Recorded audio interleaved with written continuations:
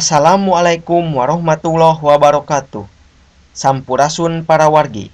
Cimkuring ayep nepangan para wargi pikeun ngadugikeun warta puasa.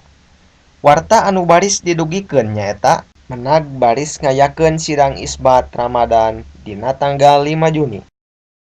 Menteri Agama Lukman Hakim Saifuddin nandeskeun kamentrian nu dipingpin ku inyana baris sagancangna ngayakeun sidang isbat pikeun nangtukeun awal Ramadan 1437 Hijriah dina tanggal 5 Juni 2000. Pihak kami baris ngondang para ulama, pimpinan ormas Islam, jeung pakar ilmu palintangan pikeun ngaluuhan sidang isbat anu baris lumangsung dina tanggal 5 Juni sore. Kitu numutkeun menag Lukman Hakim satutas muka pakemahan Pramuka Madrasah Nasional K2 di Kacamatan Salahutu, Pulau Ambon, Kabupaten Maluku Tengah dina poe Rebo kamari.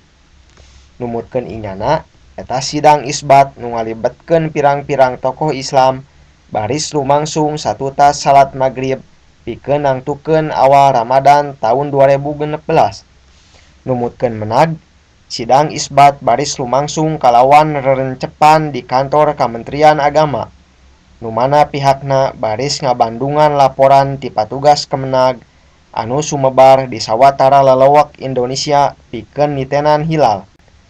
Menag ngembohan saupama patugas nembongan hilal, mangka eta hartina sidang isbat baris nyendekeun yen awal Ramadan ninggang dina poe Senin tanggal 6 Juni.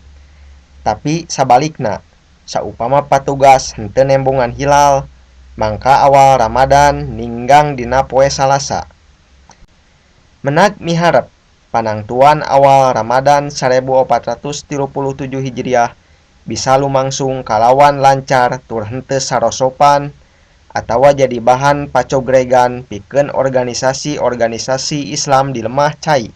Sakitu warta puasa anu tiasa kapihatur dina danget ayeuna.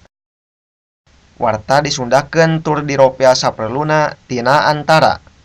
Simkuring ayep ngahaturkeun nuhun kana panitena. Wassalamualaikum warahmatullahi